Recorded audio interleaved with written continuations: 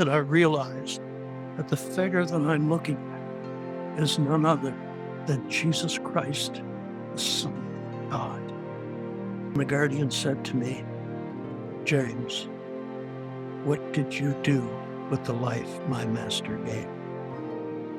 I had no answer. As the guardian started to close the book, it was no bigger, Julia, than a thin roadside diner menu. And then the knowledge came through the light to me that this was the book of my life,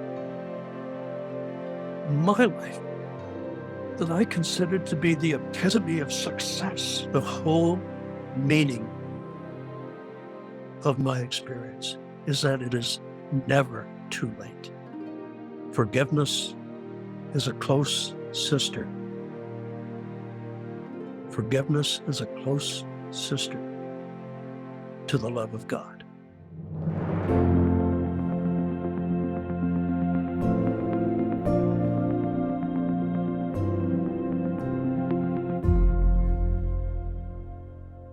Hey, everybody. Welcome back to the Everyday Miracles podcast. I'm Julie Hedenborg, your host, and I have a very, very special share I'm honored to bring to you today. I think if there was one testimony, if I had to wrap up this podcast and this journey, it's been over 5 years, and I could choose one person, it would be Jim Woodford. So he was clinically brain dead for 11 hours. He was left on life support only for his children to come and say their goodbyes. His testimony does not end there. I think that's actually where it begins.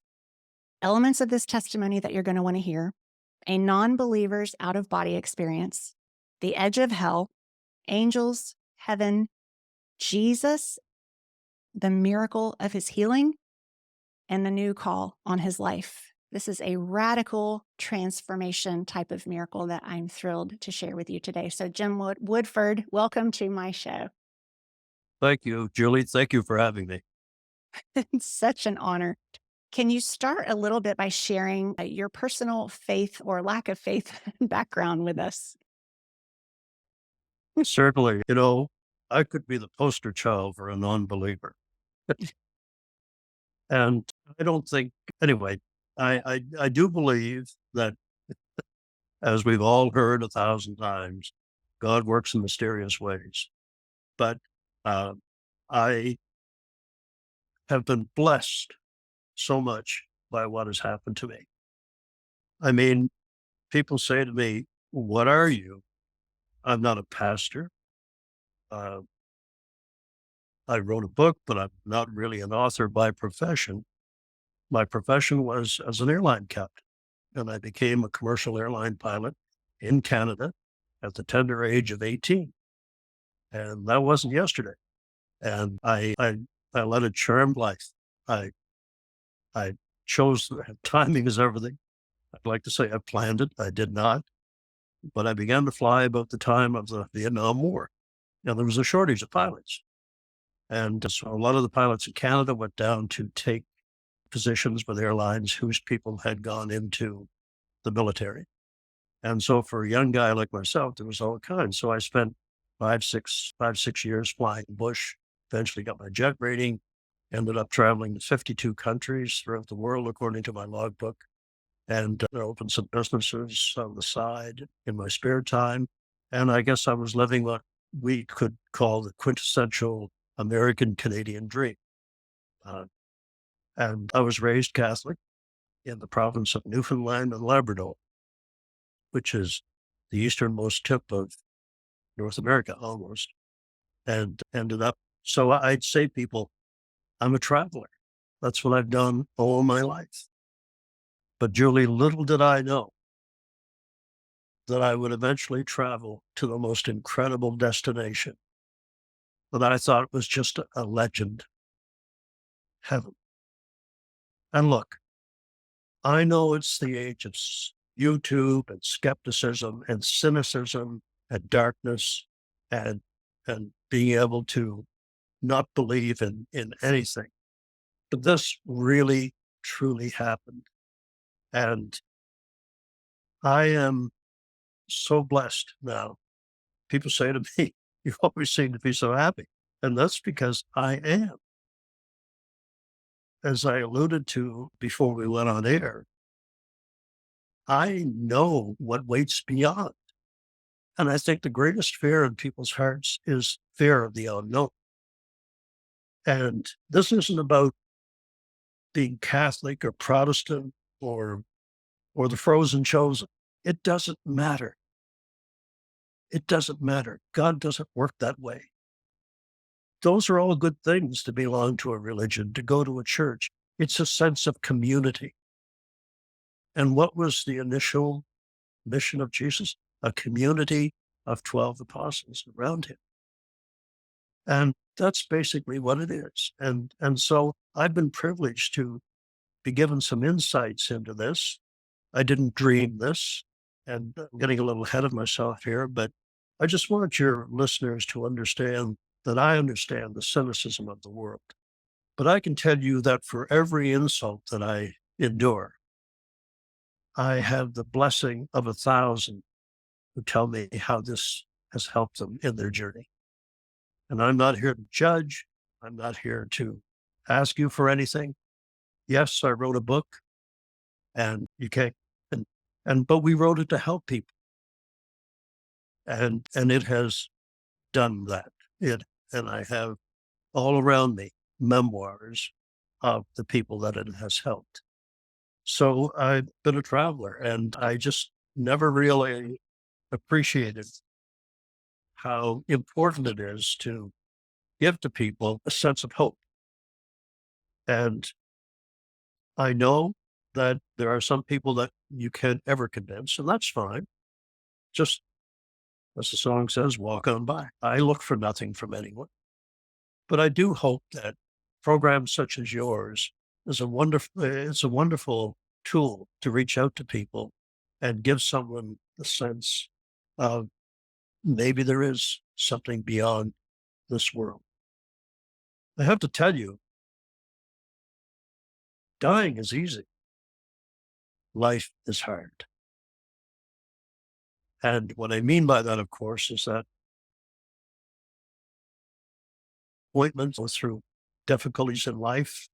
But getting back to mine, my nickname was Diamond Jim because everything I touched turned to gold. And I became known to my friends as Diamond Jim. And I look back now in the clear light of hindsight, and I realize, although I wasn't a believer, that God's hand was on my life, and I didn't even know it. And God's hand is on the lives of your people that are watching. You have a choice. God gave us free will for a reason. God will never force himself on you. Jesus rarely shows up at your doorstep. Why? They in heaven, they revere free will beyond all. And even though he's the Almighty, Jesus knows that you cannot force love. You cannot take love. Love can only be given. And so my favorite picture, and maybe some of your listeners have seen it, is the picture of Jesus standing at a simple wooden door knocking. And he stands at the door of our hearts every hour of every day, knocking, asking, may I come in? And he will not come in without being invited. He may nudge you from time to time. And I got the ultimate nudge. I died. And of course, I understand. I'm retired. I'm well off. Don't, I don't need at my age to be traveling the world telling people about Jesus. But I have to tell you, Julie, when Jesus Christ looks you in the eyes, and I'll get into this a little later, and gives you a suggestion. In my case, it was go and tell your brothers and sisters of the wonders we have shown you. And I took that to heart, to what heart I had left. And that is my goal. That is why we're sitting here talking to you today. The amazing thing is they have an idea when we are conceived of the trajectory of our lives, how we will proceed. But free will can intervene.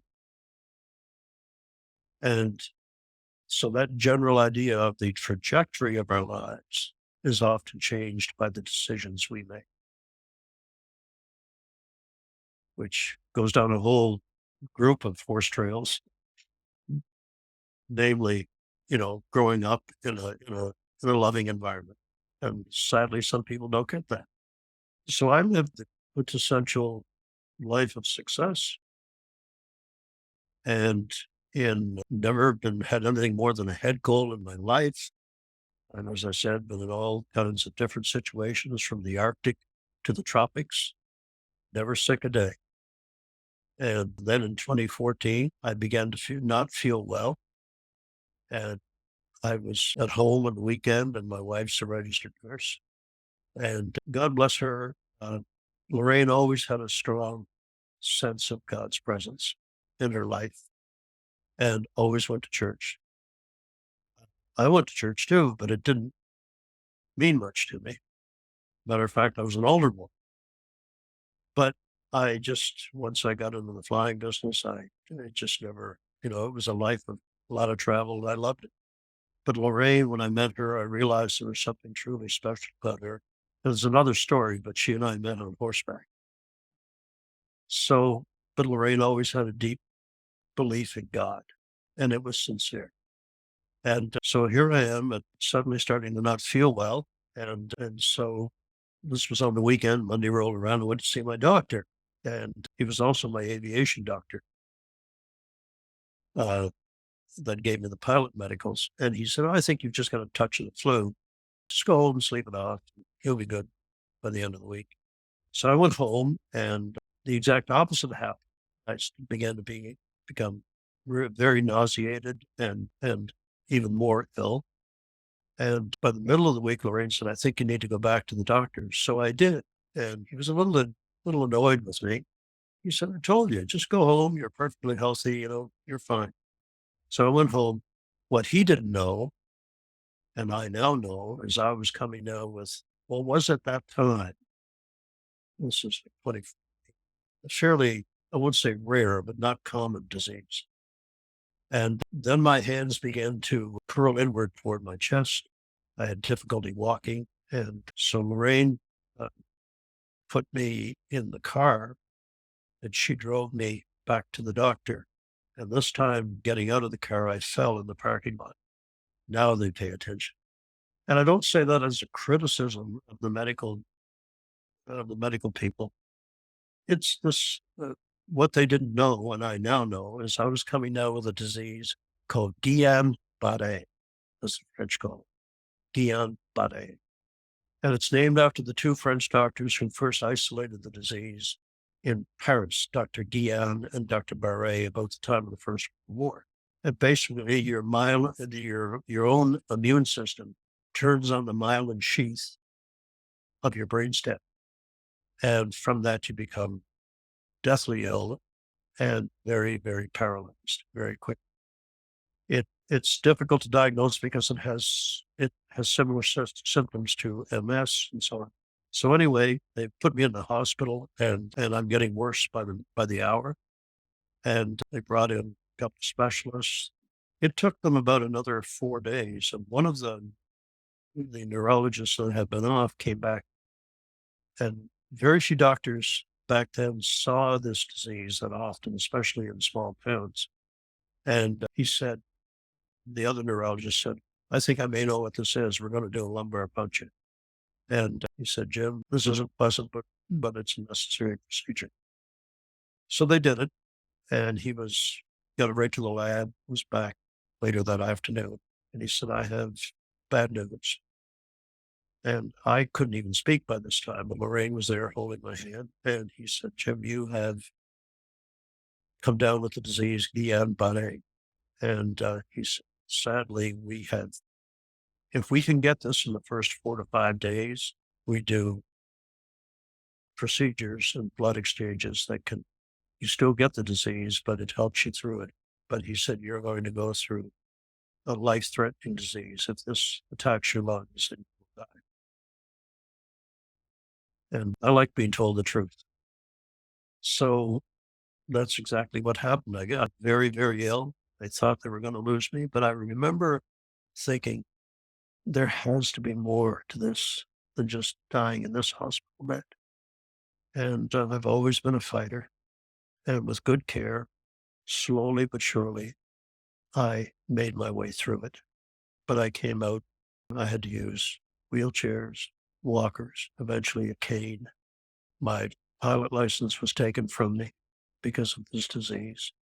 But I had pretty much reached the end of, I was getting up in years anyway. And but it was like someone cut out my heart with a spoon because I love flying that much and I had my own aircraft.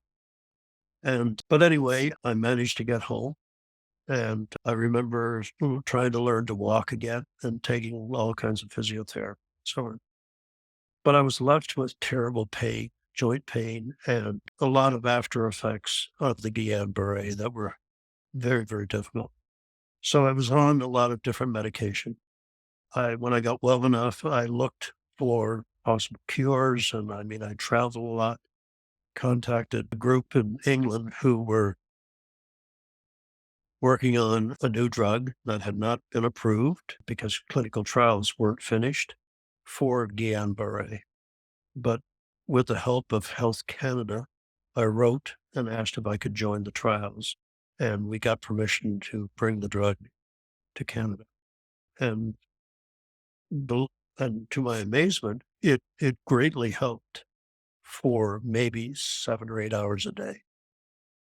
Now, as a nurse, you'll understand the stupidity of what I'm about to tell you. I quickly figured out that if I took more than the dosage, the relief would last longer. And just to be able to drive a car again or my truck on the farm was such a reward.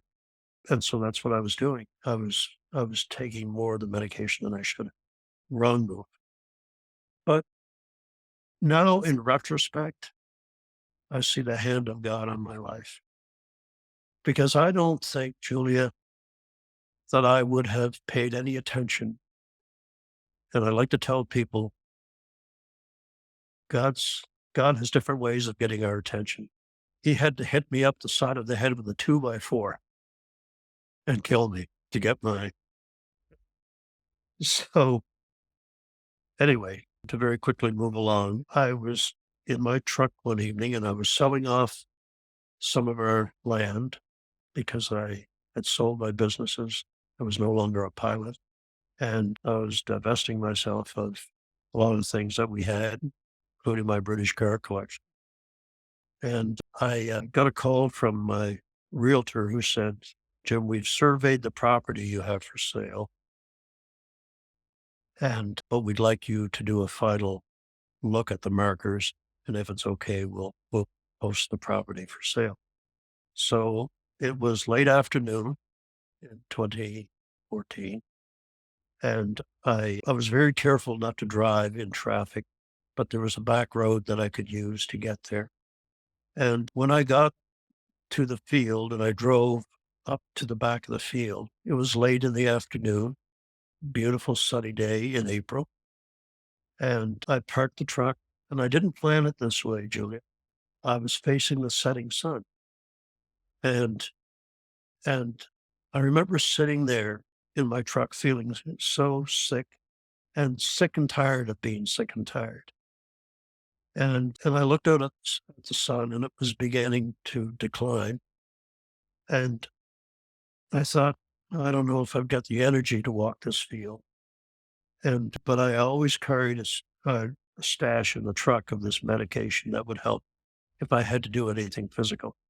And so I found some and I took them. In retrospect and hindsight, I now realize I'd already taken over 3 times as much as I should have that day.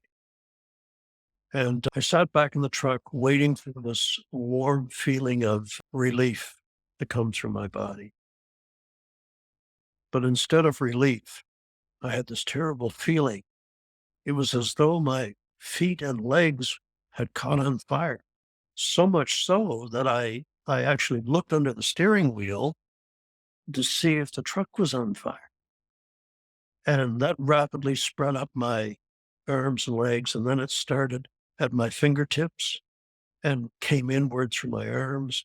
The pain came up and to my lungs and inboard from my arms. And I began to choke.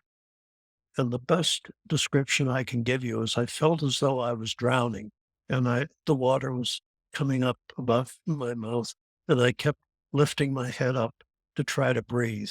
What was happening, of course, my lungs were seizing, and I was unable to to breathe.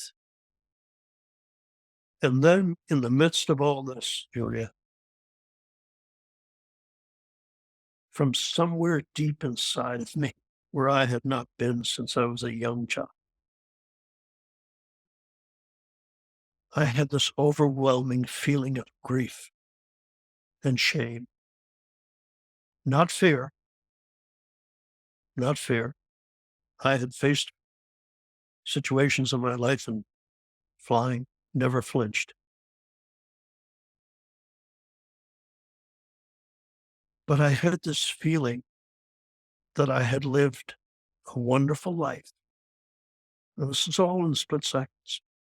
And never once had I thanked the Creator. Never once had I acknowledged Him. And it was at that moment that I raised my head to the setting sun and was trembling violently as death sat in. And you know when you're dying, there's this overwhelming sense of loss and purpose. My hand was trembling, and I said the first three of 6 words that would make all the difference on this journey. And the first 3 was I looked at that sun, the declining sun, and I cried out, "God, forgive me, forgive me." Fell forward, banged my head on the steering wheel of the truck, and I'm gone.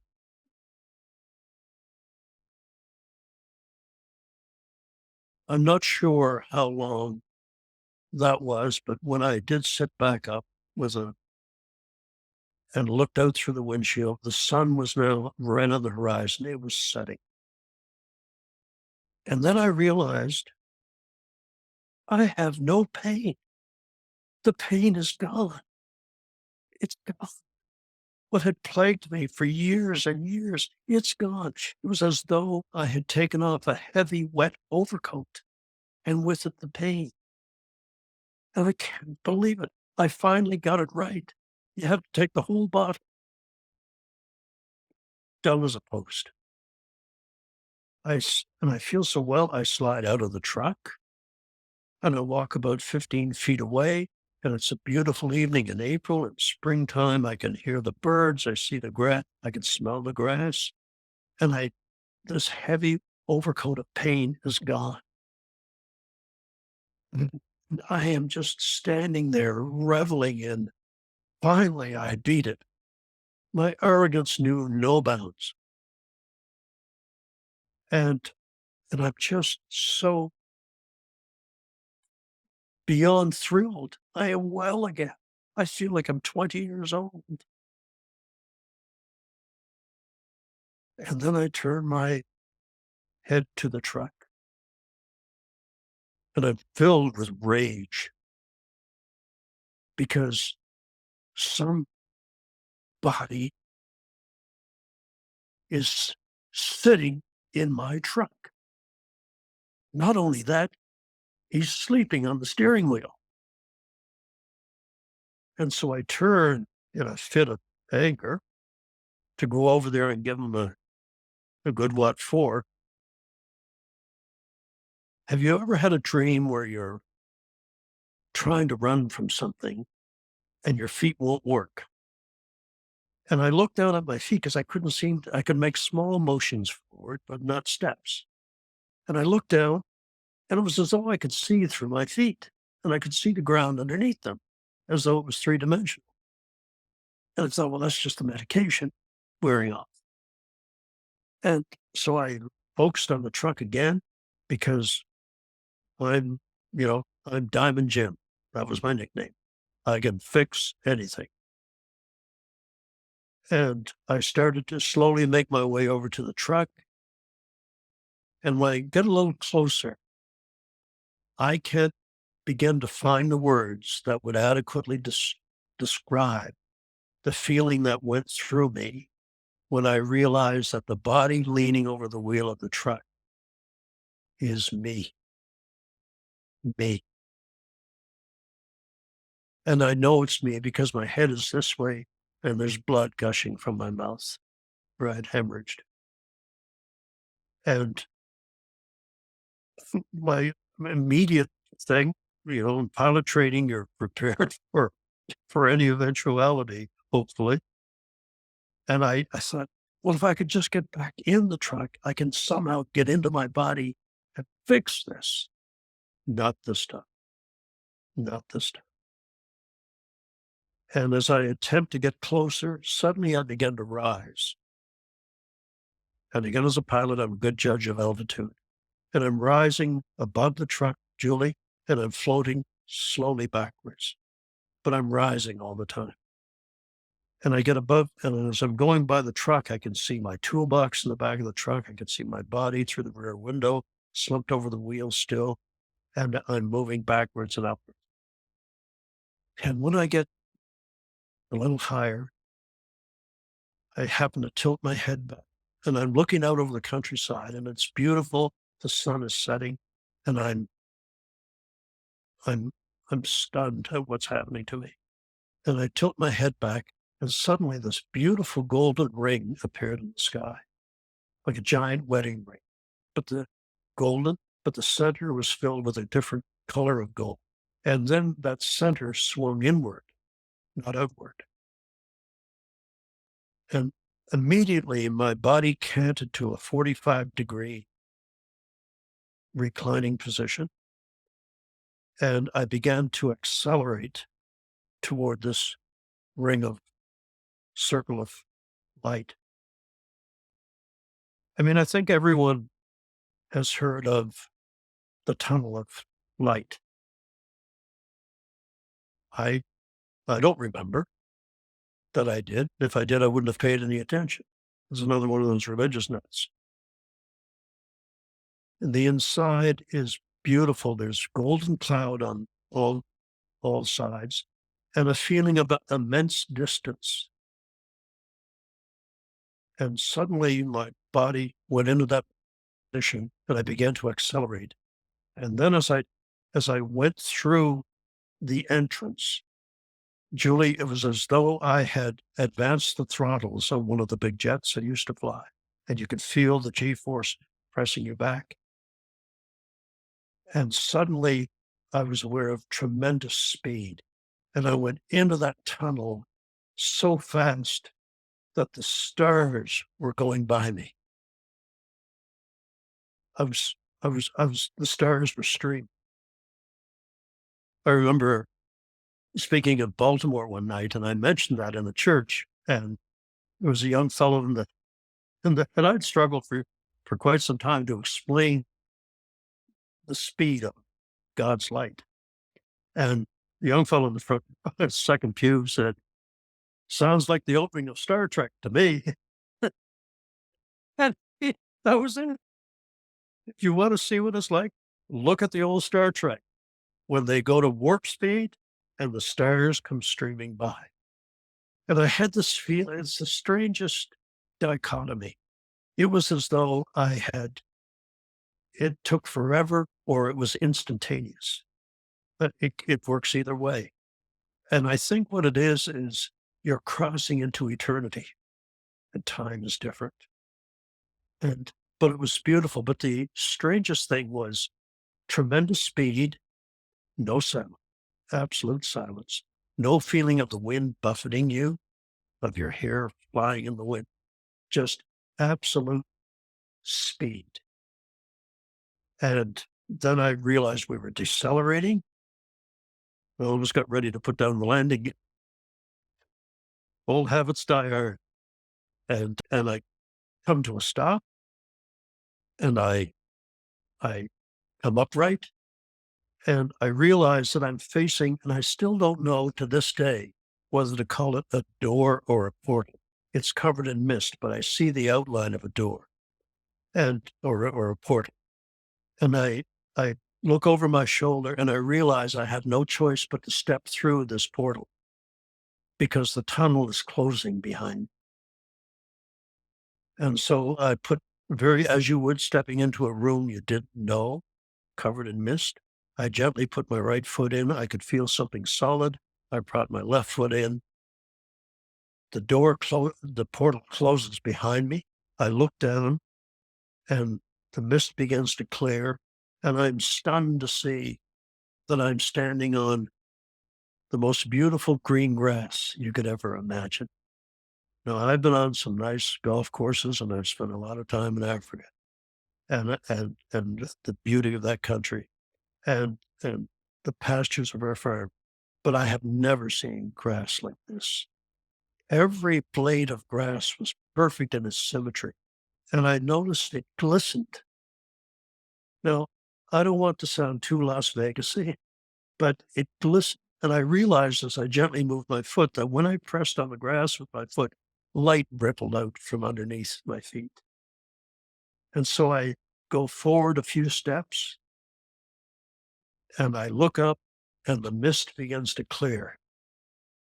And oh my goodness, I look at this incredible land being revealed to me. Like Earth, but 10,000 times 10,000 times more beautiful. Mountains and vistas and flowers everywhere and colors that I can't describe to you because we have no word for them. As beautiful as the color palettes are on Earth, they're 10,000 times 10,000 times more beautiful there. And I look into this beautiful vault of blue sky, a deeper blue than we're used to. And my pilot instincts took over because if I could see the sun, I could try to orient myself. Am I northwest, southeast? No sun. And of course, I didn't know then that it says in the Bible, there is no sun, nor moon, nor stars. And so I'm just, where am I? You know? And of course, I knew something incredibly supernatural had occurred. That's an understatement. But I'm just in awe of what I'm seeing. This is too beautiful to be real. Trees that I don't recognize and and just the majestic feel of the atmosphere.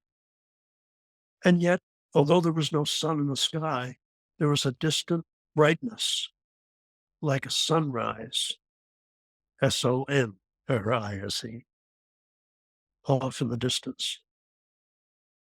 And then as my vision traversed, taking in the beauty of this incredible dimension,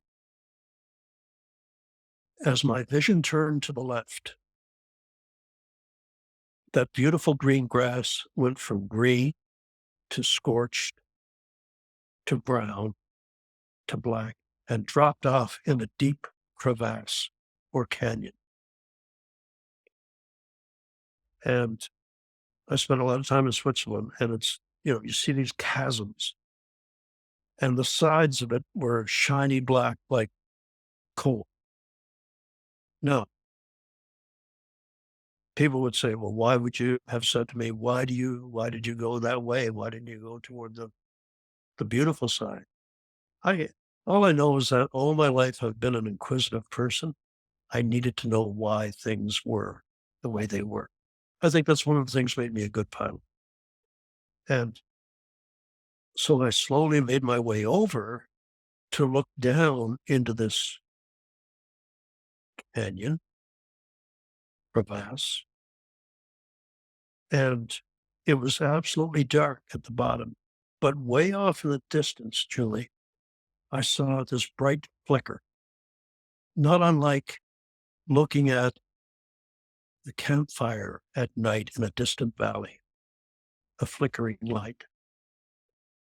But as I drew nearer and looked down, I realized it wasn't a fire. It was light coming from a partially opened, huge door, a set of doors. I started to remove myself. I made a couple of steps, and then the light got brighter.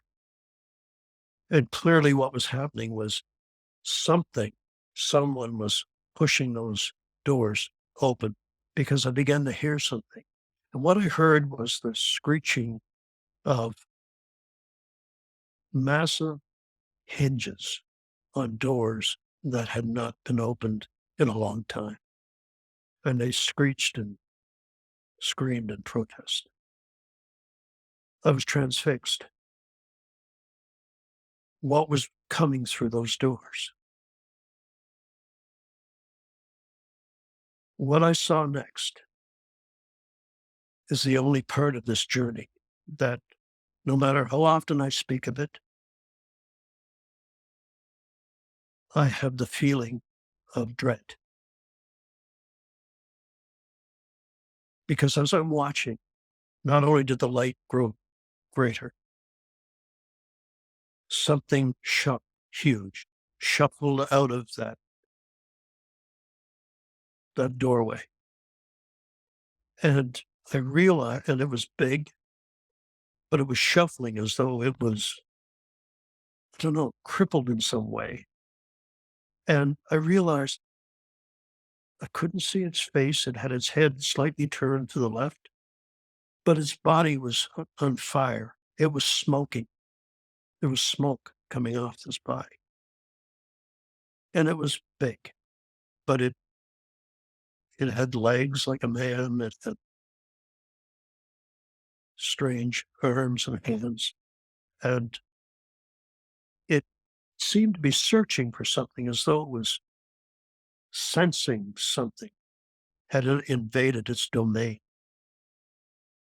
And then that head circled around and looked back over its shoulder. I know that to some people listening to this, it sounds like a cheap Netflix movie. And that's exactly what Satan wants you to think. The devil's not real. You have nothing to worry about. You see these things all the time, horror movies and so on. Let me tell you something. One of the reasons that I walk this earth is so that people will never have to see what I saw. Never. I do this for them.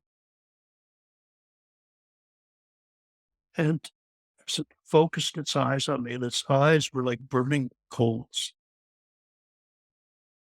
And it looked at me, and for the first time, our eyes met. And Julie, I can tell you something. That the hatred that I could sense from those eyes, not just for me, but for mankind, was palpable. I could feel the hatred. And then to my astonishment, for a creature so large, it moved incredibly nimble, and it came very rapidly up the walls toward me. And I remember falling backwards on my back and scrambling back on my elbows because this thing reared up out of the pit and hovered over me. And the stench that came from a stench of death and decay a stench of things long dead, things that should never see the light of God's day.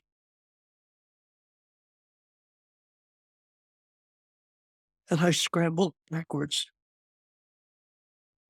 terrified. I'd love to say I stood and did battle. I did not. And then I began to hear something as it came toward me. I heard screaming, and it was I thought it was the creature screaming, Julia, but it wasn't. But it was of the creature. So it was as though it had swallowed, I suppose, souls. And these souls now were crying out from the body of this creature that had consumed. And the crying and the begging for help. And and that terrified me. But then suddenly I heard something else. And to this day, it terrifies me. Look, I may not have lived the life of a saint. I know I didn't. But this creature, I heard it call my name. My name. This creature knew me, Julie. It knew me. And if a serpent had a voice, this is what it sounded. Jim, Jim, it's your turn with us. To us, Jim. We are here with you. And the fact that it knew my name, and I scrambled up on my feet and I backed up as it advanced toward me. It's curious, that of all there are certain things that you remember of traumatic things. And I remember particularly the sound of its saliva dropping on the ground. That's how huge it was. And Sid Roth's folks did a live video of, not a live video, but an animation of this, and they got it right. And with work from me, I'm just stunned that this thing knew me. Remember, I said that there were 6 words when I died in my truck. The first 3 were, God, forgive me. It was at this moment, backing up with the creature coming toward me, that I cried out the last 3. I cried out. I raised my hands and I cried out, God, help me. Help me. And suddenly, 3 stars appeared in the sky. That bluish, dark blue sky, coming rapidly toward them, and all from different positions. 3, and they they came together and formed one, and then it descended rapidly toward me, and it's to my astonishment, I could see a form in this light.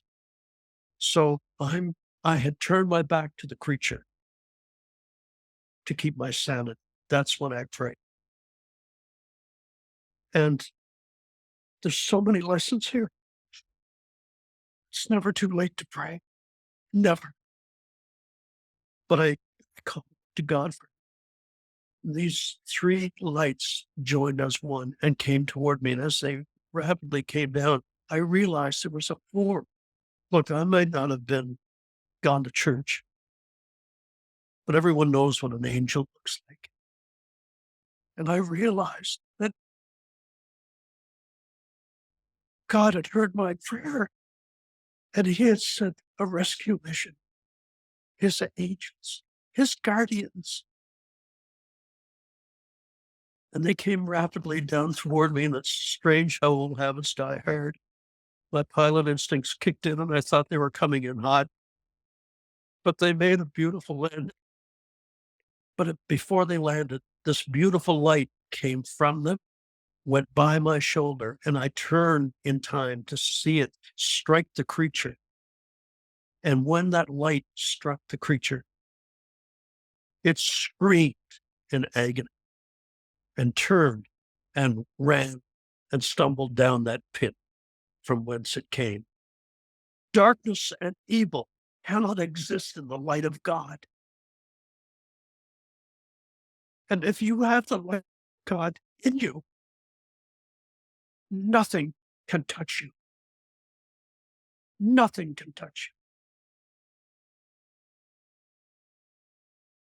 you. And I've watched it. I turn back in amazement, and these three magnificent beings are now coming across the ground toward the demon has disappeared. The stench has disappeared, and they're coming toward me. Oh my goodness, the beauty of these creatures. They're very tall. There was one about 10 foot tall, another one about 13 foot tall, and coming slightly behind was, and dressed in the gear of a warrior and carrying a sword, was this massive angel, about 15 feet tall. Of all the things that I could tell you about angels, the thing that I see when I close my eyes at night, angels have violet eyes, Julia. The most beautiful violet eyes. Now put that in context. In a body 15 or 13 or 10 feet tall, those eyes, and they never blink. Now here on earth, if someone stares at you and doesn't blink, it's never a good message. But with them, they are totally focused on you, and they will never take their protection from you if you love their master. And so I'm stunned at these beautiful creatures coming toward me. Very elegant, a robe glowed like the sun, but didn't hurt your eyes. Their wings were folded. But here's something interesting. Medieval artists, we all know what a halo is. And I think where the halo originated is this: their hair is silver. And the refraction or reflection of the golden light from their wings creates this mist above them. And I think that's where we get the idea of a halo. Stunningly beautiful. And they came toward me. And the 10-foot angel, I found out later, was my guardian, mine. Now, that poor angel had pulled an awful tour of duty. So the angel had a look of relief.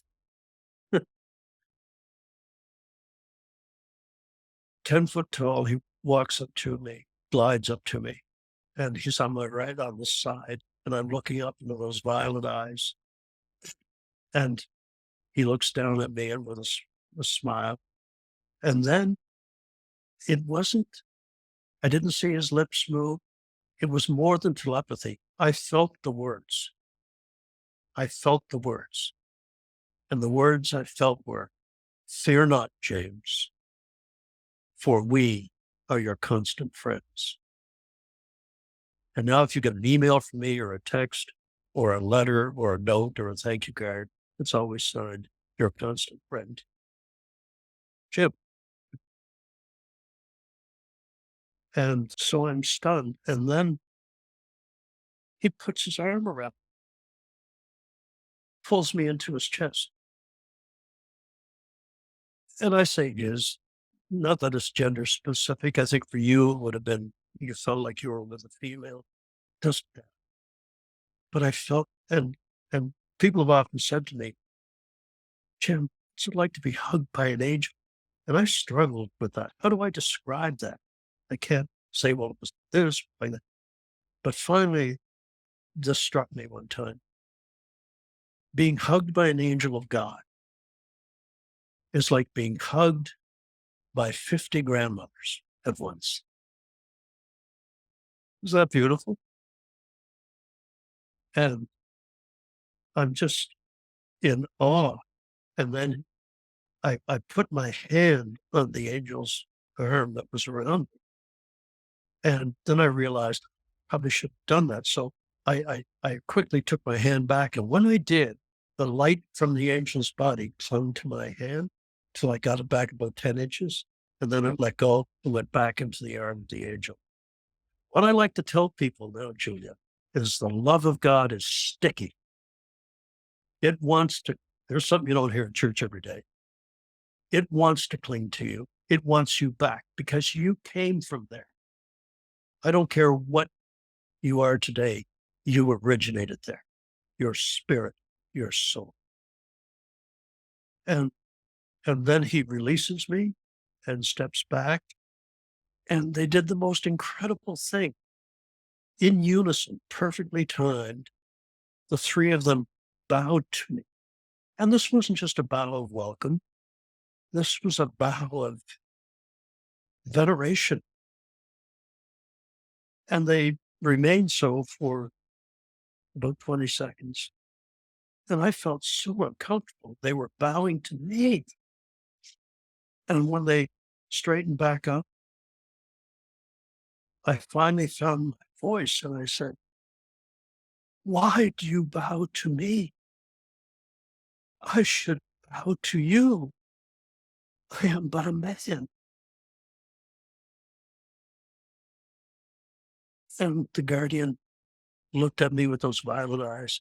And once again, a gentle smile. And I heard the voice. And the voice of the guardian said, "James, do you not know that when we look at mankind, we see the light of our master in each of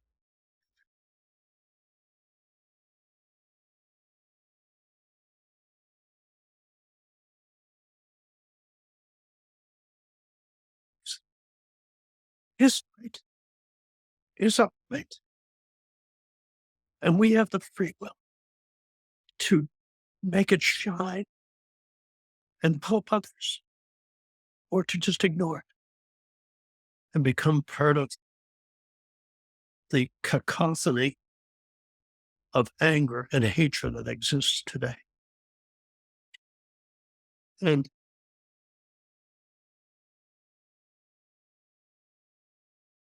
I mean, I'm sorry, no matter how often I speak of this, I feel them and I'm conscious all the time that I have a responsibility to that light. We all do. Life is hard. Life is difficult. Disappointments, relationships fail. You're busy trying to make a living, provide a home in difficult times. But when the light of God is within you, you still go through the battles, but you survive. You survive. And you survive them because the light of God is within you. And so I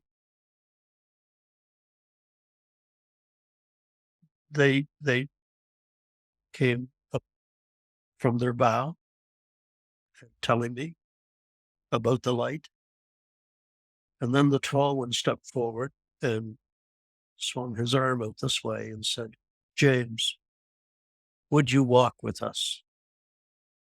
And Julia, I turned, and suddenly this beautiful path, maybe no more than 10 feet wide, opened up, and my vision had changed. I had 360-degree vision. I could see behind me without turning my head. And so, with the guardian on either side and the warrior angel behind me, I began my walk through. Now, quick aside, I tell you this, that I have 7 more journals of memories of heaven above and beyond this book, which is 200 pages. But we had to make it affordable for people. At the same time as we walked, I've always, as I said a few minutes ago, been inquisitive, and I asked every question I could think of, and every question was answered. In fact, before I could finish with the question, I was being given the answer. And so I have the 7 journals of memories of heaven that I draw. And I'm just stunned, but we walk along and the flowers, remember I said that when I first looked out, the flowers were everywhere and they were on both sides of this path. And and the fragrance from them is stunning. And as we walk along, we come to a group of flowers that were extraordinarily beautiful. And I stopped and bent down to look at them more closely because they looked like they were made of glass. But I realized they were transparent, but each flower was a different flower. And when one is laid over the other, it creates a color that's never existed before. And while I'm down there, I noticed this incredible fragrance. And I knelt on one knee and my guardian knelt with me. And he cupped one of the flowers and smelled. And I said, they smell so wonderful. And I said, it's beautiful. And he said, yes, James, that is the scent of sanctity.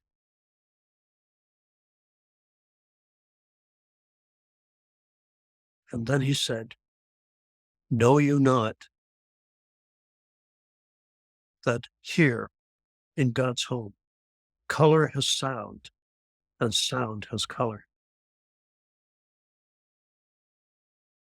And I began to hear what I thought was the tinkling of small bells.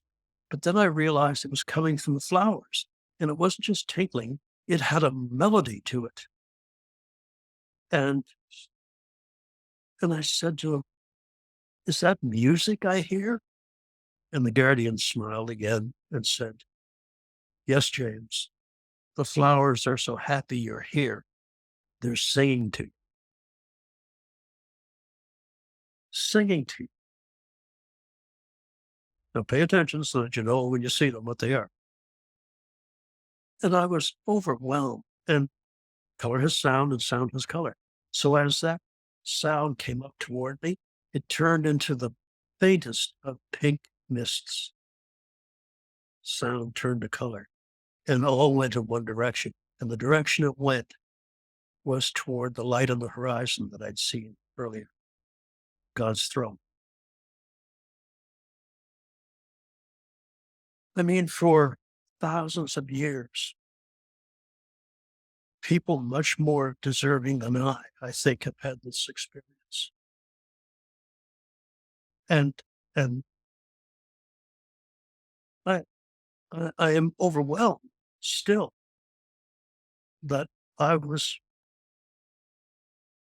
given this wonderful gift, along with the ability, I think, to explain it. I mean, you have to think about something, Julie. I was never a guy that got up in front of people and spoke. I was never that kind of person. I was quiet. I spent my life in a 12-foot wide cockpit talking to air traffic control in short sentences. Now you can't shut me up. But it's because there's a mission behind this. This is what waits for you. And let's say 50,000 people see your podcast. If one of them is inspired, then I have done what Jesus told me to do. Go and tell your brothers and sisters. So, in the interest of time, because I always remember this, the mind can only absorb what the rear end can endure. Look, they showed me many things, and I saw the crystal brooks and the golden sand and animals and birds and deer. in heaven. And that's a question I often get. And so as we walk along, we come to a beautiful pasture, and it's got a fence around it, which doesn't make sense to me, but like you see on any farm and or ranch in the US or Canada.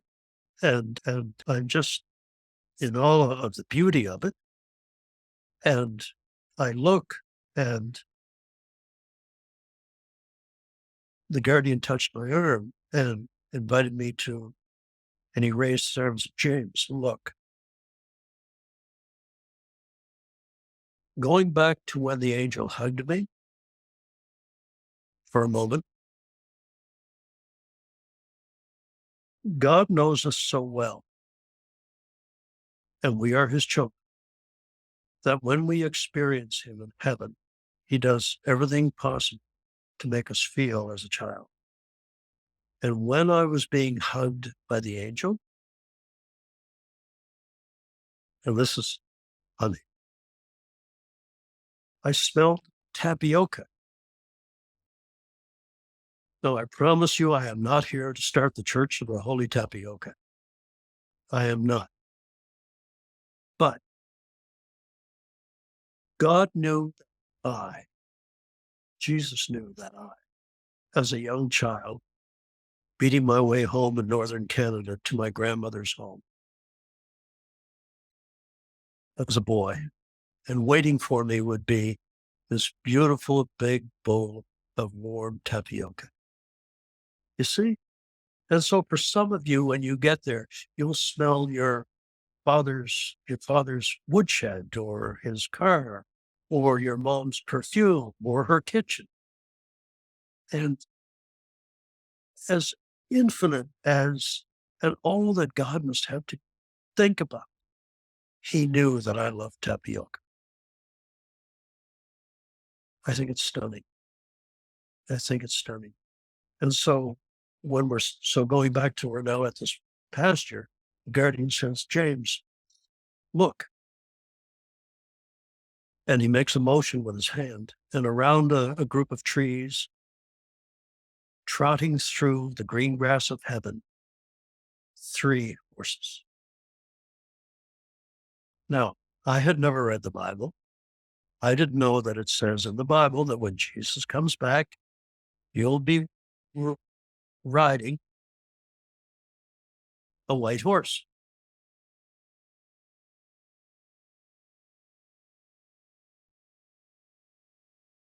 And I'm stunned. Horses in heaven. One more thing to make me feel at home. Animals that I had loved since I was old enough to walk. So my granddad loved with horses.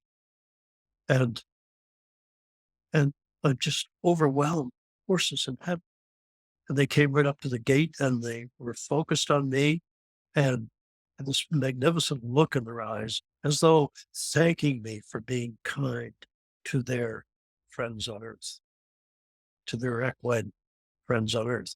And I remember putting my hand through the fence and stroke the neck of the white horse, and it went right into the body, a being of light.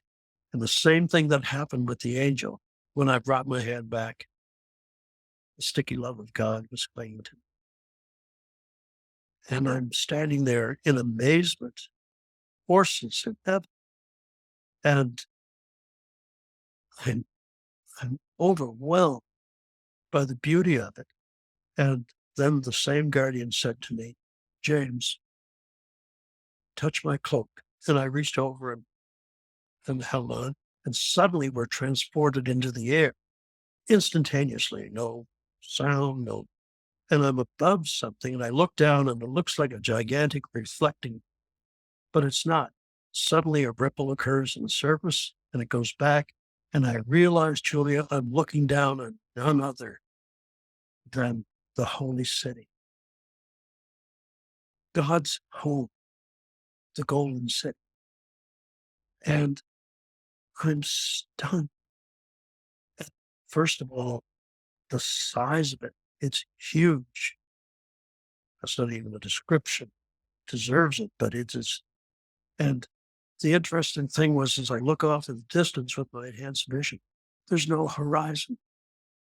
I am in infinity. Got this magnificent buildings, not unlike, the majestic buildings of Greek origin and Rome and so on, but a warmth to them.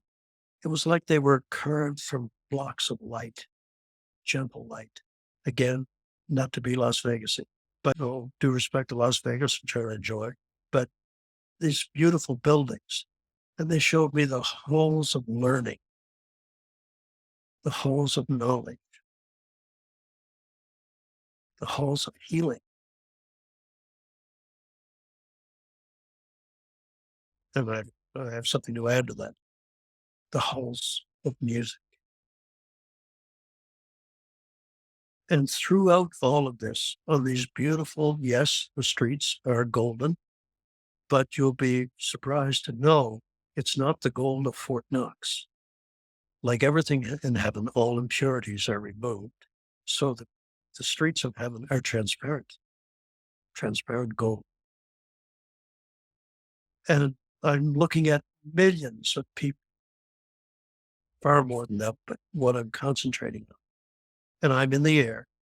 And I still don't know to this day if they gave me this aerial view because of my background as a pilot, but I've got this visual reference that I'm quite familiar with in terms of motion.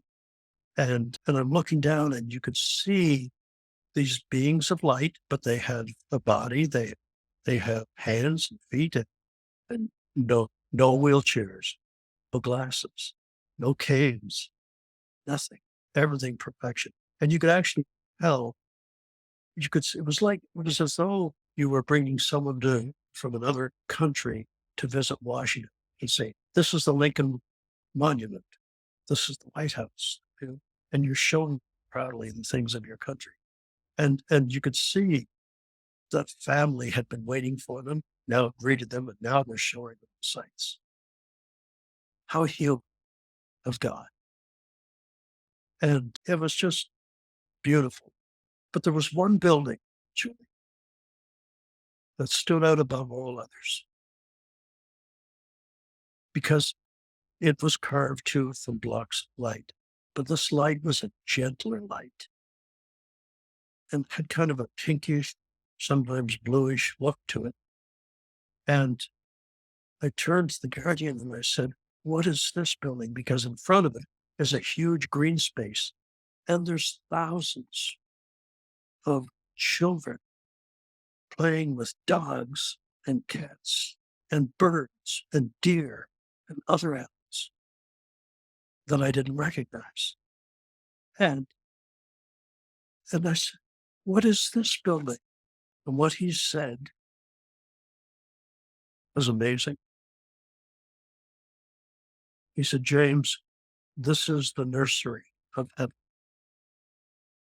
This is where the souls of aborted children or children who die in their innocence of disease or in birth. Their light is so precious to God. We bring them back here. And they are raised in the nursery. Many times, he said, people such as you spend time in the nursery with these dear souls. And of course, that brought about a whole other discourse, which we don't have time today. Like, well, are they like kids on earth? The guardian looked at me with this little grin and said, oh, yeah, very much so. But it was just the beauty of the child. Now, they age 3 times faster than they do on earth because they're not growing a mortal body, they're growing a spiritual body. And so a child that's 3 here is, or a year here is 3 there. When they're 3 there, they're 9. And very quickly they move. And so I thought it was stunning that this is how, and of all the things that I've talked about over these last 6 or 7 years, especially when I'm in front of people, yeah, to have a woman come up to me and say, in tears, Save me. I was 15 and had an abortion. I had no say in it, and I would have had no way to raise my child. But she said every Friday night at 9 o'clock, because that was the time on the clock when the doctor said it's done. She said in a shabby back room in a large city. And she said, I have regretted that. But now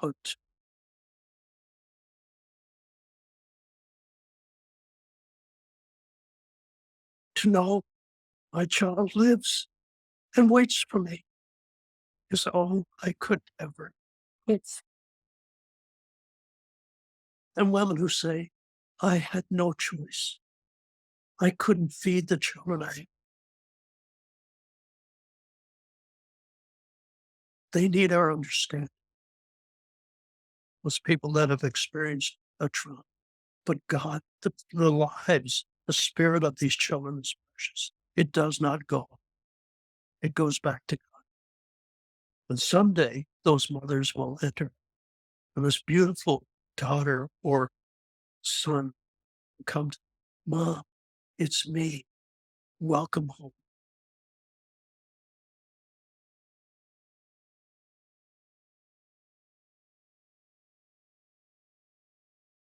Bet you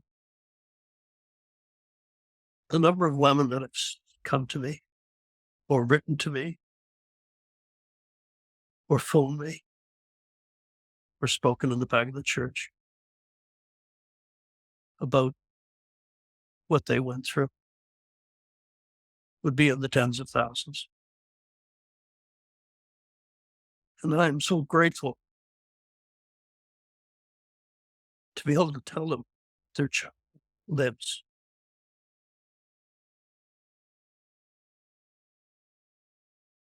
I know that we're running a little long. I keep saying that. But I just want to tell you something else here. You're doing great, Jim. It's perfect. Thank you. So, getting back to the city of heaven, one of the questions I ask, and I want to answer, because people will wonder about this. Why were you shown the halls of healing in heaven? If there is no illness or sickness, no crippled individuals, why would you need a hall of healing? And that's a sensible question. And here's the answer. The guardian said to me, sometimes people come to us from very traumatic incidents, such as you, a car accident, a plane crash, killed by a bullet. And suddenly they are with us because they are deserving of being in God's. There is a period of explanation that is needed to explain to them very gently what they have gone through and what they are about to experience and how much God loves them and how they can pray and influence the souls of the family they loved on earth. If that family decides to listen, free will. And so that's why the halls of healing. And I think, it speaks to the mercy of God. I mean, there isn't one thing that I can think of that I saw or was told that didn't have at the very heart of its being, what is best for you, my child? What is best for you is what I wish. There's something, Julia, that I'd like to address, especially in these times of turmoil.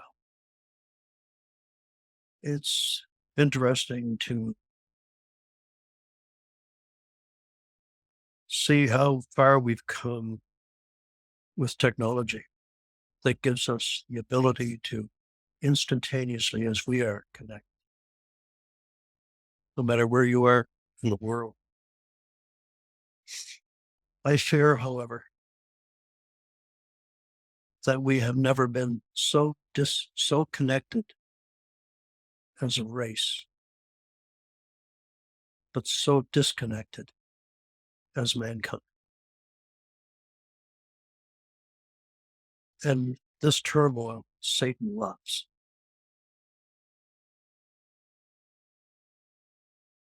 I say to people, I talk about the importance of prayer. And to a lot of people, prayer is like a relic. They don't do anything. How wrong you are. Imagine this. God has given us the ability to communicate with the Supreme Being, and we don't need a phone to do it.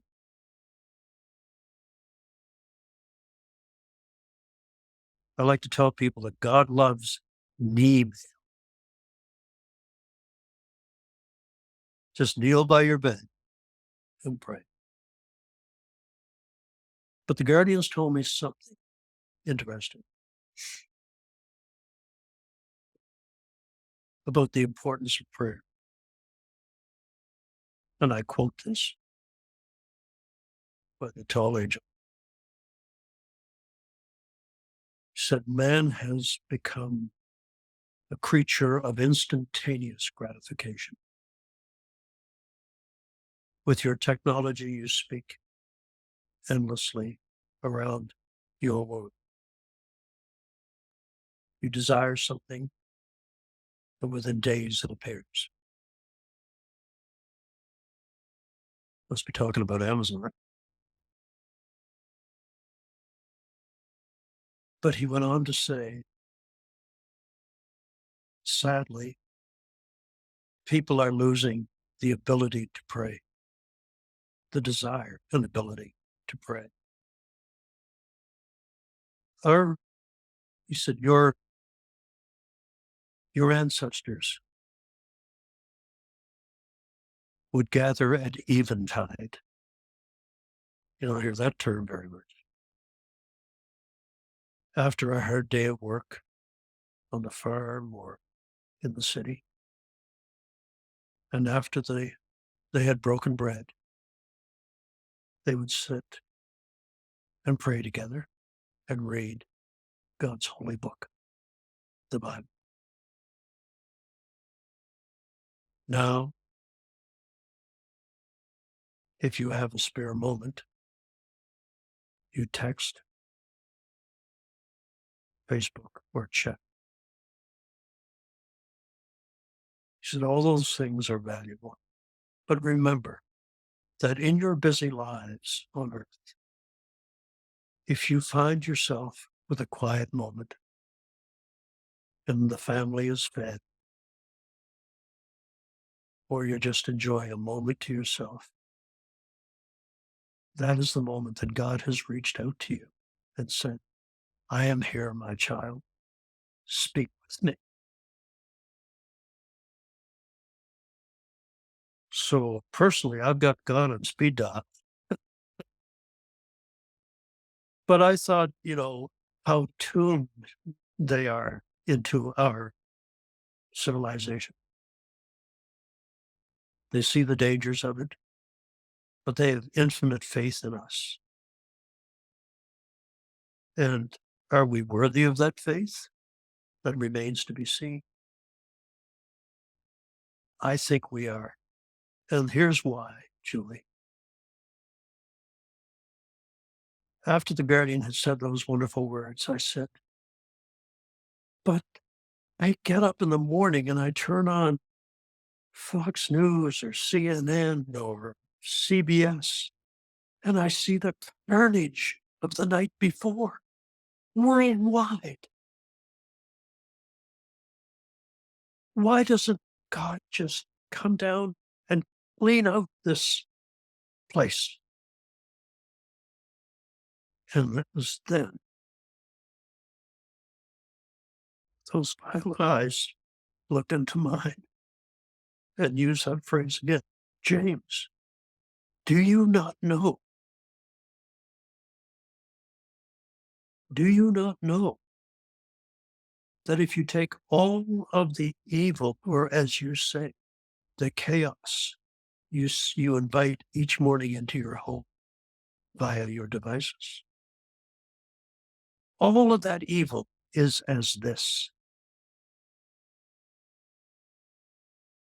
the goodness and the love that exists in mankind is as this. He said, they will never send cameras to your home to record you for the morning news because you brought food to a neighbor. You helped an elderly person with a problem they're having. That is not no newsworthy in their eyes, but it is everything in God's eyes.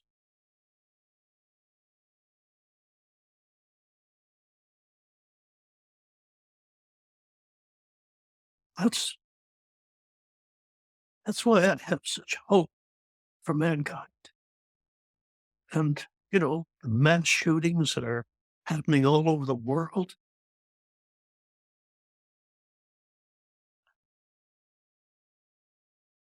we need to remember that God asks us to be kind to one another, to be patient with one another. I mean, he experienced the greatest trauma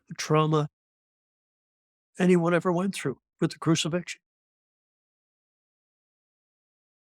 And I understand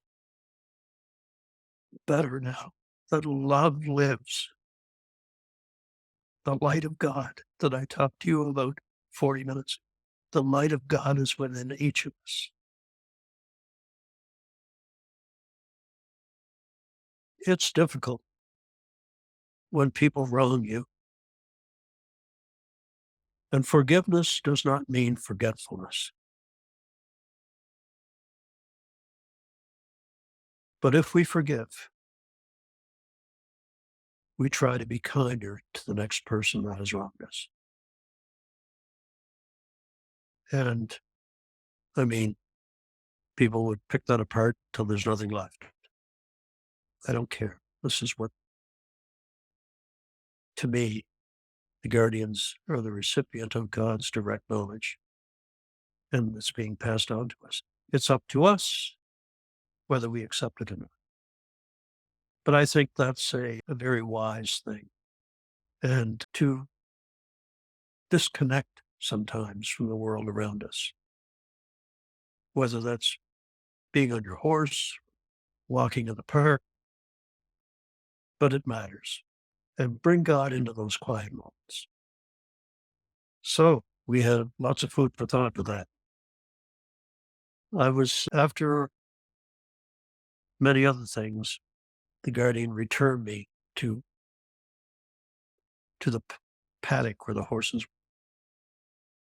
were. And I was trying to absorb everything I had seen because remember, my vision is 360. But it seemed like my capacity to understand and to absorb was increased diagonally. What I mean by that is I was able to absorb it all and not feel overwhelmed by it. But I realized I hadn't seen one of the guardians in a while. And I turned and looked to my right. So the horses are here and the fence is here. And I turned to my right and there's a slight rise in the ground. It's not a hill, just a small, and it's only a short distance away. And I see the guardian and he's kneeling in front of someone.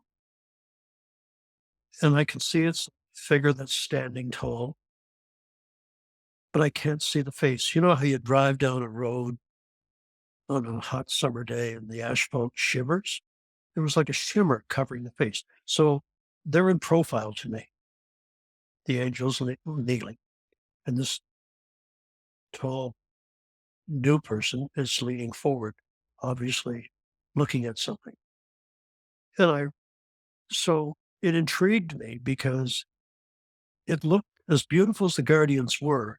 This tall person, there was like a golden light, and it wasn't even light. It behaved like slow moving water, and it was flowing down all sides of this beautiful image. And when it touched the ground, it was flowing down that slope toward me. And I told you at the beginning, I'm detail oriented. And I realized that although the flowers that were there were already beautiful and in bloom, when that golden liquid light flowed over the flowers, they bloomed even more beautifully again. And I watched in amazement, Julie, as that flowed down and came toward me. And I remember dropping to my knees, and it flooded around me. And the instant it encircled me, this feeling welled up of knowledge inside of me. And I realized that the figure that I'm looking at is none other than Jesus Christ, the Son of God. Someone that I thought was just some dusty Jewish legend all my life. And I'm looking at the Son of God. And I'm on my knees encircled by this golden light. And in adoration,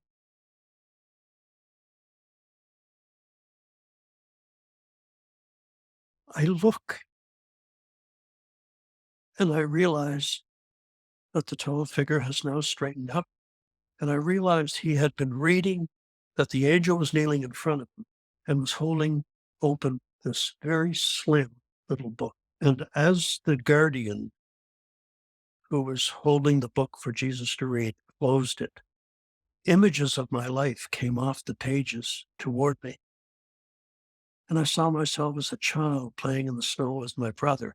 I saw all the things that I did with my life. And I saw the things I should not have done. But worst of all, I felt the pain I had caused in my transgressions. And I am eternally sorry for that. Because when the guardian said to me, James, what did you do with the life my master gave? I had no answer.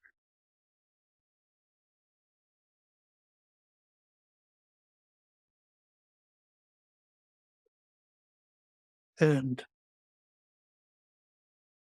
as the guardian started to close the book, it was no bigger, Julia, than a thin roadside diner menu. And then the knowledge came through the light to me that this was the book of my life, that I considered to be the epitome of success. And this was all I had to show for a life. This was it. And I was filled with such shame. And I wanted to hide. With all that I had available to me. Oh, I mean, I gave the charity if I got a receipt. That's not charity.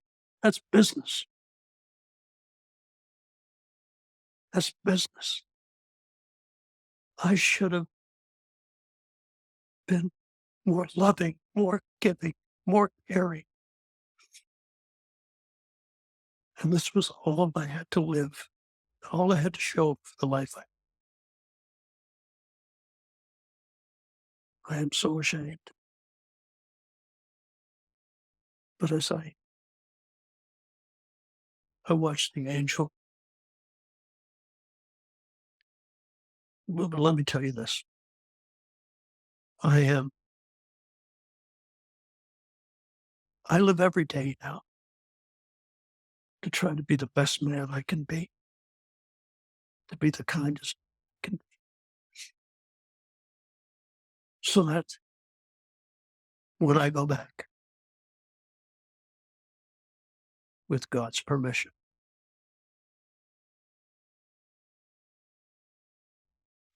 the book of my life this time will be so big that Jesus will need 5 angels and a forklift to open it. There's a mental image, Jesus on a forklift. Remember, he has a sense of humor. And that's what I try to do now. This is why I've got so involved in this little ministry of mine, just to make people realize how truly wonderful and how they can be a help to each other. And I am so grateful for a chance to do it again. So I'm kneeling there, all this going through me, and the angel closes the book, disappears. And then the tall man, Jesus, turns toward me. And I stood up. Or I think I did. I half crawled, half stood. I had to get closer to him. I had to be in his presence. I just had to. He smiled at me. Jesus, s- s- me, me who deserve nothing.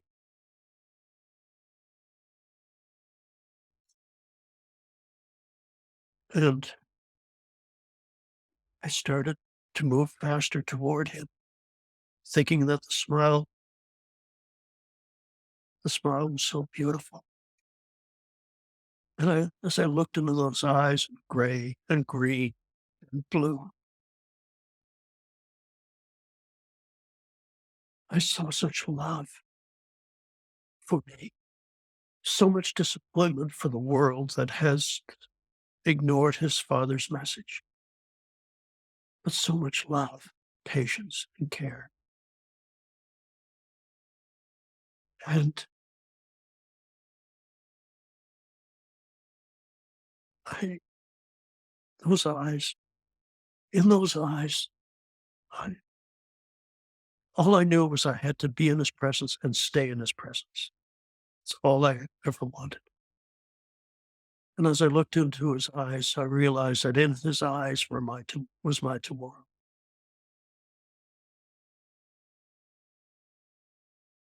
But there seemed to be a hesitation on his part, I think, because as I moved toward him, suddenly he raised his right hand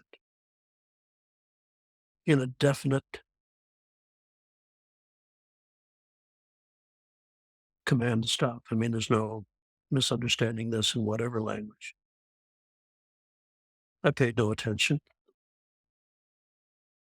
I just wanted to crawl closer to him. But then he raised his hand even higher. And when he did, his cloak fell back. And here, right here, were the wounds of the crucifixion. And I could see the light, that golden light in his body shining through.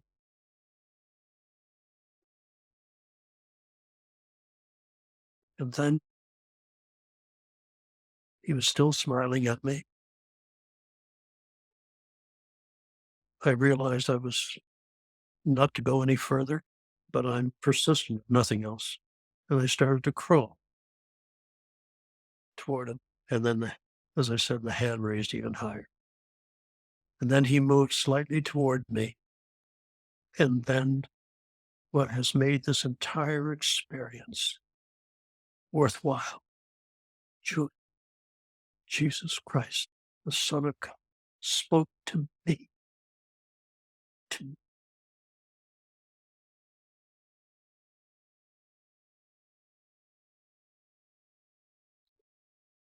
Remember, I said when the guardians spoke to me, it wasn't telepathy. I felt the words. But when Jesus spoke to me, it was just like you and I. He was human and God. And he had this gentle smile on his face, and I remember those eyes.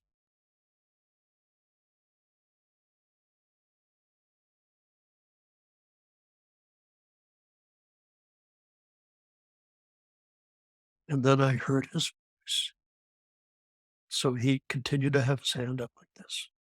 And these are the words of Jesus, Julia.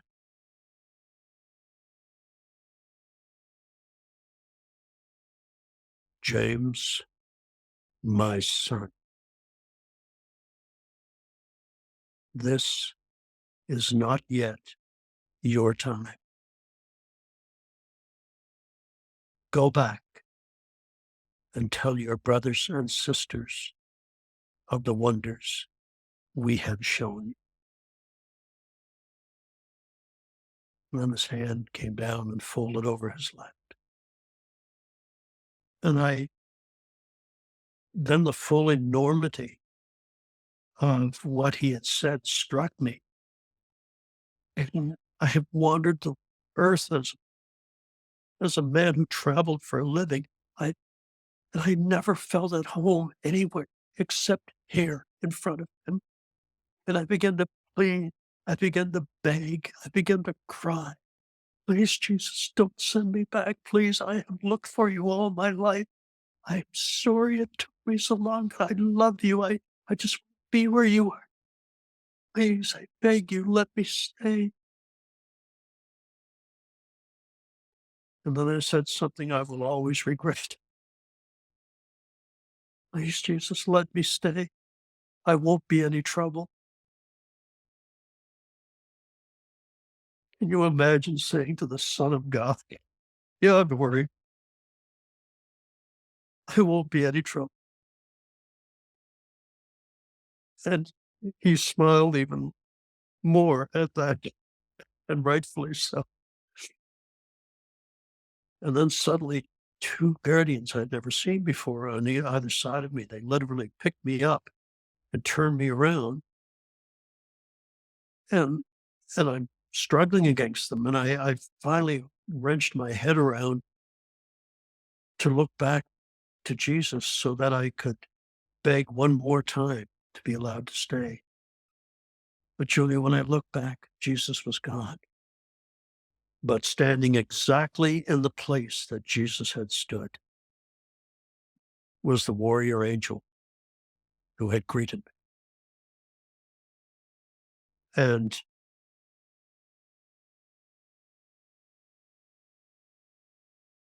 suddenly he began to grow even taller than 15 feet. His wings came out in full glory, not just in flight mode, but in extension mode. So they came up like a rising sun. And he glowed with such intensity. And then I heard his voice again inside of me. And his head slightly turned on one side. And I saw those beautiful violet eyes. And a violet tear came down his cheek. And he said, I'm sorry, James, but you have to go. Suddenly, like that, I'm in a tunnel. It's not beautiful. It's dark. It's cold. It's wet. And I feel like I'm descending at tremendous speed, and I'm still crying to be allowed to stay.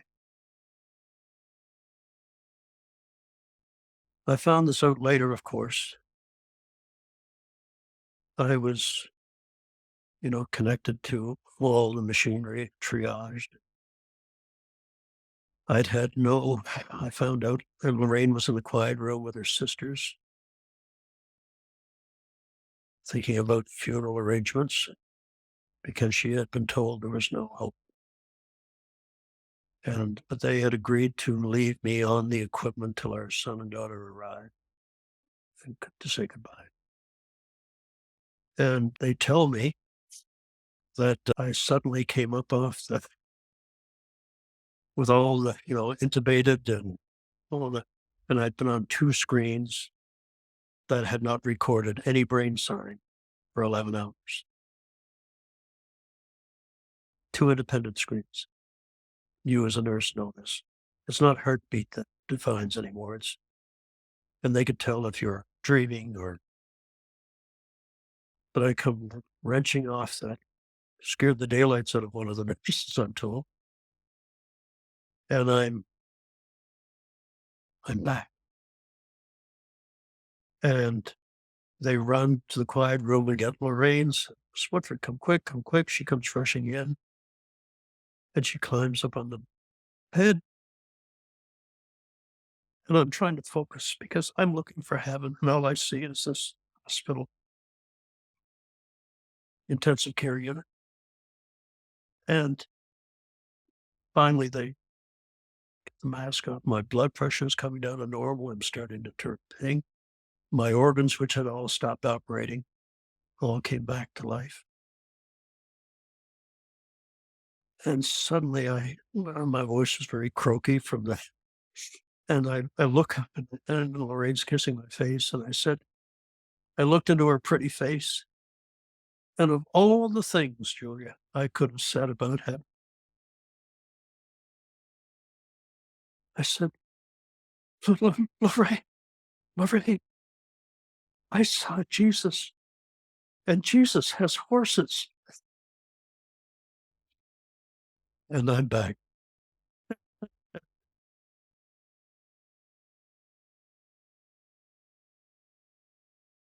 I really hope and pray that in this world of cynicism and belief that everything has an ulterior motive, that people will get something from this. From this, it's not my story. It's something Jesus wanted to have happen, to share. I do know this, that since going public with my NDE, and there's all the rudeness that goes with it for me. I don't mind. I'm not. Let it be. If you don't believe me, go away. I want nothing from. The interesting thing, though, is that hundreds of thousands of people this has affected in a wonderful way. And it's always been my goal that if I could help one person get closer to Jesus, and I think we're exceeding the goal. So I truly hope and pray that this will be a blessing to your listeners. Mhm. And I want to thank you for the opportunity Oh, to meet you. it's been amazing. I wanted to let you share because you're such an incredible gift as far as just sharing what you went through. Yeah, the part with Jesus, I do want to ask you one more thing, and maybe that's my favorite part. Although I can't imagine, seeing as you described it, a little diner menu. Okay, so I just want to close. I love chapter 13, and I feel like that was the part towards the back of the book where you said that there's so many people that feel they're too far gone. It's too late for me. Too What late. can you Yeah. say to those people that feel like it's too late for me, Jim? There's something I really want your listeners to know because I encounter this so much. They think they've led a life from which there is no turning and that it's too late for them, that God would not be interested in them. We tell you this.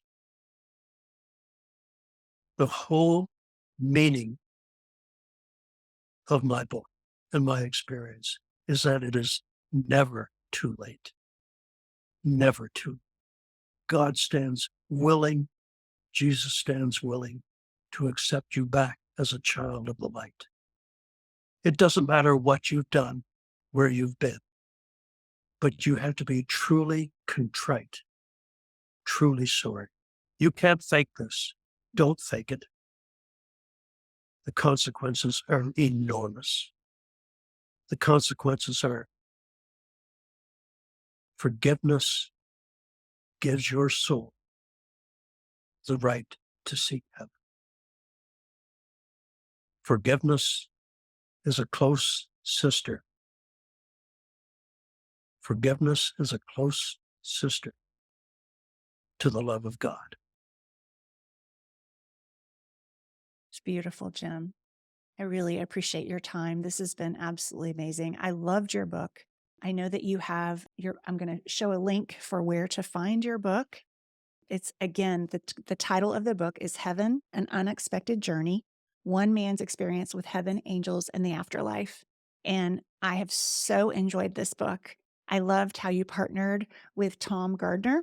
I know he has passed since he has helped you with this book, but he was a very special part of this book too. And I loved how you both collaborated in this. There are prayers in the book to help you as you get started. And Yes. I want to share, if you could share a little bit about the second book and then where to find your ministry. If somebody wanted you to come and speak, I know you're doing some speaking, where can they find you? Thank you for the opportunity, because the most recent thing that's happened is our website was hacked. If people want to reach out to me, and that's book orders for speaking engagements, below small letters, of course, Jim Woodford 48, the number 48 at gmail.com. Okay, excellent. And then as you get your new website going, let me know and I can attach Okay. that in the link. So I will Yeah. special note if it has been revised. I'll make a note in the comments. So Yeah. thank you so much, Jim. I really appreciate your time. This has been absolutely amazing. I wanted to wrap up this interview by saying thank you so much for taking the time to listen to Jim Woodford's amazing testimony. There's actually more to his testimony, but we covered the heart of it today. I wanted to invite you to pray a prayer with me that's found at the back of Jim's book, if this testimony has moved you to do so. It's on page 189. Jesus, I realize that I have tried to live my own life my way. I've missed your best for my life. I admit to you now that I cannot make it on my own anymore, and I confess that I have sinned and don't deserve heaven. I'm tired of trying to prove myself to you and to the world. I ask you now to save and heal me and give me the grace to become like you. I thank you for loving me, for inviting me to love you back. I choose to live for you now and will stand in your presence one day in heaven to praise you forever. I thank you that it's not too late for me. I pray this in your precious name, Lord Jesus. Amen. And know that if you prayed that prayer, there's scripture that says that heaven is rejoicing over you. So God bless.